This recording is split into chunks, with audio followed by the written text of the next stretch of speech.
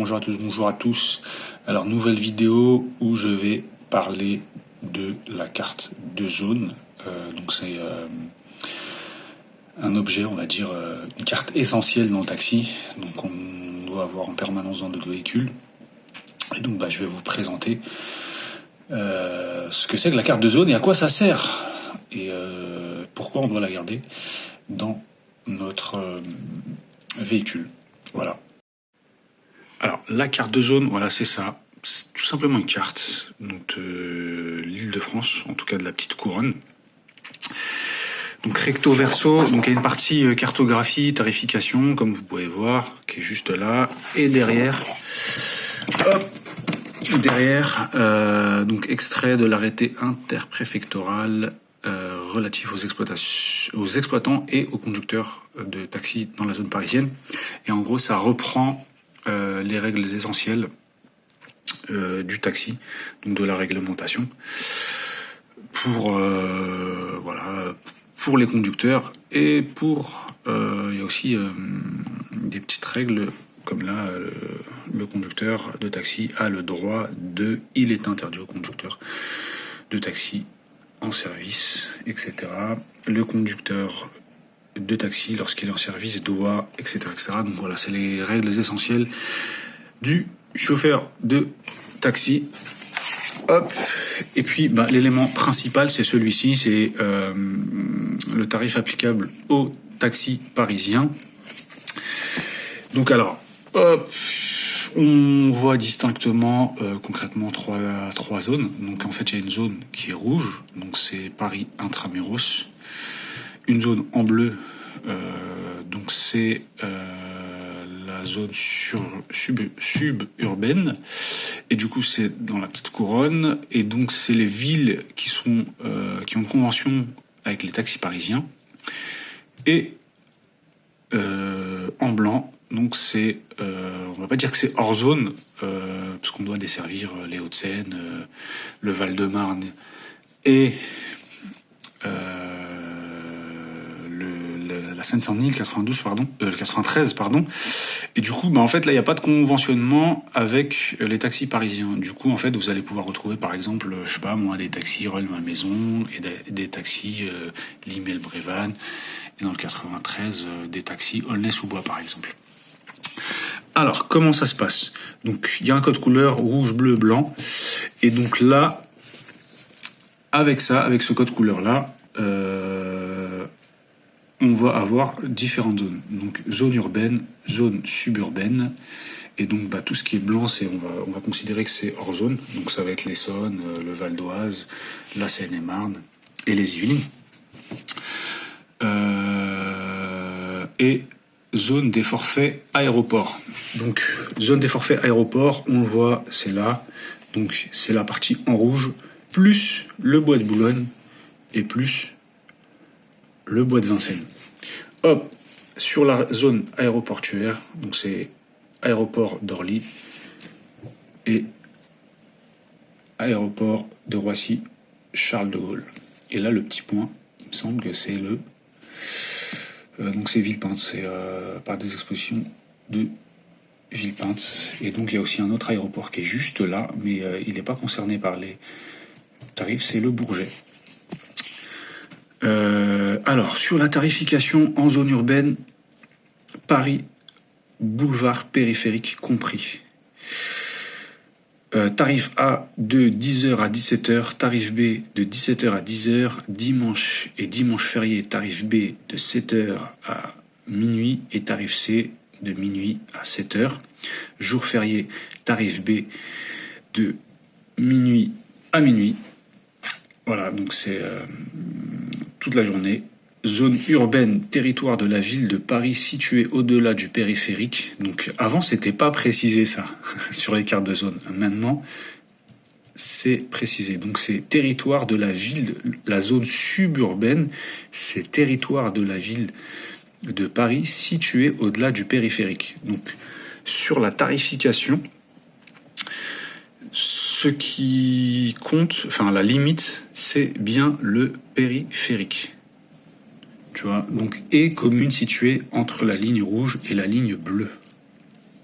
Donc en gros, la limite, c'est le périphérique. Ensuite, desserte du parc des expositions de Villepinte. Donc c'est le petit point en fait que je vous ai montré juste là. Donc zone urbaine, tac. Desserte du parc des expositions de Villepinte. Tarif B de 7h à 19h. Tarif C de 19h à 7h. Les dimanches et jours fériés. Tarif C toute la journée.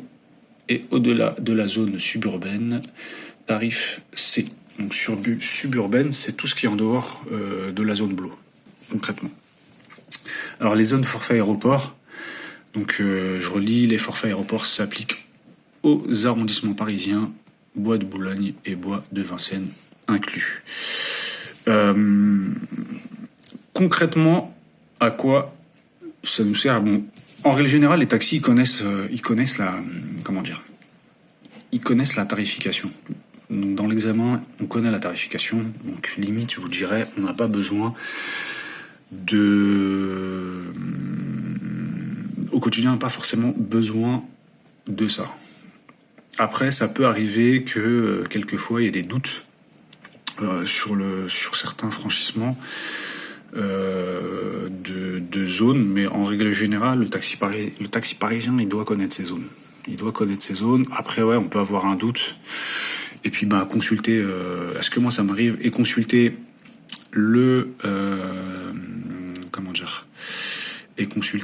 la carte de zone. Mais en règle générale, on connaît la tarification. Mais en tout cas, c'est quelque chose qu'on doit avoir. Et puis, en même temps, moi, quoi ça me sert? Ça me sert principalement à expliquer aux clients la tarification. Parce que quand vous passez de là à là et que vous mettez, tarif C, admettons, là vous mettez le tarif C, le client il voit que vous manipulez, le compteur et il comprend pas, et ça peut arriver que des clients vous disent oui mais comment ça se fait, pourquoi vous touchez votre compteur, etc. Pourquoi c'est en tarif C, je comprends pas, etc. Donc pour que ça soit beaucoup plus lisible et beaucoup plus officiel pour lui, vous lui sortez la carte et vous l'expliquez. Vous dites, écoutez, voilà, là on est à Livry-Gargan, donc c'est tarif C. Voilà. Ou là on est dans le Val d'Oise, donc c'est tarif C. Etc. Donc voilà. Et puis après, ce qui peut être cool aussi, c'est de revoir la réglementation. Il y a quelque chose qui revient assez souvent, notamment sur les refus et la prise en charge. Voilà, il y a un truc qui revient assez souvent et que il y a peu de gens qui connaissent. C'est c'est celui-ci. Donc il est interdit aux conducteurs de taxi en service de prendre en charge des voyageurs à une distance de moins de 50 mètres d'une station pourvue de taxis libres. Donc ça arrive souvent aux abords des gares, notamment à la gare de Lyon, parce qu'il y a plein de gens qui, comme ils ne veulent pas faire la queue, descendent au pied de la gare et vous arrêtent et ils comprennent pas pourquoi vous voulez pas les prendre. Et bien concrètement, c'est pour cette raison-là, parce qu'il nous est interdit de prendre en charge des voyageurs à une distance de moins de 50 mètres d'une station dépourvue de taxis libres. Et pour le coup, à la gare de Lyon, au pied de la station qui est sur le plateau, on est à moins de 50 mètres. Et du coup, après, je sais pas quels sont les risques si on nous démarque, c'est-à-dire si on nous enlève notre plaque, si on nous met une amende, etc. Mais moi, j'ai pas envie de prendre le risque. Donc voilà, il y a des petites règles comme ça qui sont intéressantes à revoir et qui nous servent au quotidien. Et puis, il y a aussi ça là. Le conducteur de taxi a le droit. Et donc, on a le droit de refuser les voyageurs en état d'ivresse manifeste, de refuser les voyageurs dont la tenue ou les bagages sont de nature à salir ou à détériorer l'intérieur du véhicule, de refuser les voyageurs dont les bagages ne sont pas transportables à la main, sauf s'il s'agit de véhicules pliable de personnes handicapées. Donc concrètement, bon, c'est pas très explicite, mais si les bagages sont beaucoup trop lourds, on ne peut pas les mettre à la main dans le véhicule, on peut dire, écoutez, non, je ne vous prends pas. De refuser les voyageurs désirant suivre un convoi de plusieurs véhicules ou une marche à pied. D'accepter des voyageurs ne se connaissant pas, mais allant dans une même direction à la demande de ceux-ci et à condition qu'ils soient d'accord entre eux. De se faire payer la somme inscrite au compteur ainsi que le prix d'une heure d'attente à titre d'art lorsque le taxi est retenu mais n'est pas ou plus immédiatement occupé ou lorsque la destination de la course se trouve au-delà des limites de l'Île-de-France. De ne pas attendre les voyageurs s'ils ont été conduits dans une voie où le stationnement est impossible et réclamer alors le règlement immédiat de la course. De ranger son véhicule avec le dispositif recouvert de la gaine opaque s'il est en coupure de service ou en cas d'indisposition du conducteur, d'avarie grave, d'accident survenu en service sur le dernier tiers des stations où l'usage de la gaine opaque n'est pas interdite lorsque ces stations comportent au moins 6 places ou au 4e et 5e place des stations comportant moins de 6 places. Voilà. Donc voilà quelques petites règles à connaître. Bon, après, il y en a plein d'autres, mais c'est bon, c'est les principales règles du taxi. Et donc là, voilà, c'est la carte jaune. Donc, ce qui est vraiment important, au-delà donc ça reprend en fait la cartographie. Donc, on doit, dans l'examen en tout cas que moi j'avais passé, après je sais pas quel est le nouveau, mais on doit pouvoir situer toutes les villes, les arrondissements, les aéroports et connaître en fait la tarification en fonction de la zone urbaine, suburbaine et hors zone et les aéroports en fonction des horaires. Voilà. Voilà pour cette petite vidéo sur la carte de zone. Donc c'était vraiment pour vous expliquer voilà, ce que c'était que la carte zone, à quoi ça servait, et si vous en aviez déjà vu une, et comment fonctionnent les tarifs, parce qu'assez souvent on voit les taxis mettre le tarif, changer de tarif, etc. Et les clients, ils comprennent pas forcément toujours qu'est-ce qu'on est en train de faire, notamment sur les manipulations de forfait aéroport. J'ai même un client qui pensait que j'étais en train de trafiquer mon compteur, parce qu'il y a plusieurs manipulations à faire avant de valider un forfait aéroport. Donc c'était assez drôle. Voilà, à la prochaine vidéo. Ciao!